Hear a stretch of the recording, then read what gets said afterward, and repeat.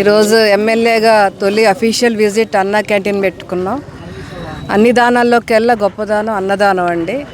అదేవిధంగా పేదవాళ్ళకి పట్టెడు అన్నం రుచికరమైన భోజనం అందించాలని చెప్పి గత ప్రభుత్వంలో చంద్రబాబు నాయుడు గారి హయాంలో మరి 5 రూపాయలకి అన్నం అని చెప్పి అన్నా క్యాంటీన్లు చాలా ప్రతిష్టాత్మకంగా మేము నడిపించాం.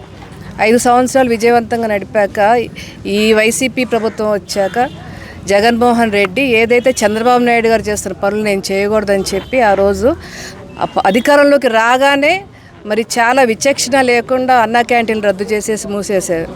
అంటే పేదవాడికి అన్నాన్ని దూరం చేసేసి ఏ విధంగా వినాశకర పరిపాలన అందించాడో మనం చూసాం. మరి అప్పుడే చంద్రబాబు నాయుడు గారు మరి పిలుపునిచ్చారు, తప్పకుండా ఈ స్కీమ్ కొనసాగించాలి.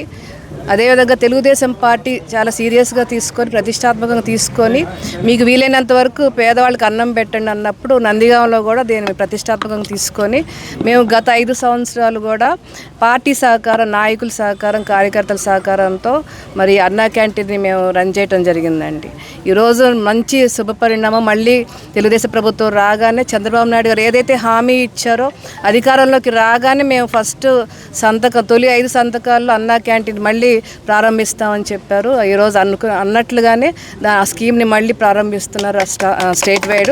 మనస్ఫూర్తిగా చంద్రబాబు నాయుడు గారికి ధన్యవాదాలు తెలియజేస్తూ మంచి రోజులు వచ్చే చంద్రబాబు నాయుడు గారు ఎన్డీఏ కూటమిలో రాష్ట్రం సుభిక్షంగా ఉంటుంది. త్వరలో మరిన్ని అభివృద్ధి కార్యక్రమాలు, సంక్షేమ కార్యక్రమాలు ఏదైతే వాగ్దానం చేశారో ముఖ్యంగా సూపర్ 6 త్వరలో అందుబాటులోకి వస్తాయి.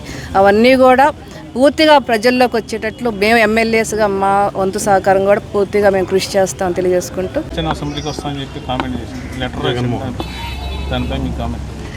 ఆయన సీఎంగా ఉన్నప్పుడే ప్రజల్లోకి రాలేదు, పరదాలు కట్టుకొని తిరిగాడు. అదేవిధంగా చంద్రబాబు నాయుడు గారిని ఒకసారి ఒకే ఒక్క వ్యక్తి ఉన్నారు అసెంబ్లీలో, మిగతా ఎమ్మెల్యేలందరినీ కూడా సస్పెండ్ చేసినా కూడా చంద్రబాబు నాయుడు గారు చాలా హుందాగా ఆ సభను నడిపారు.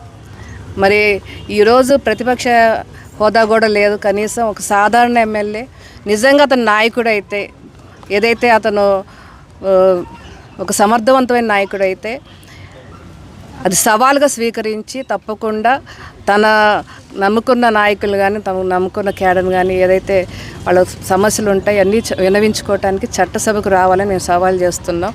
లేకపోతే తాను అసమర్థ నాయకుడని ప్రజలకి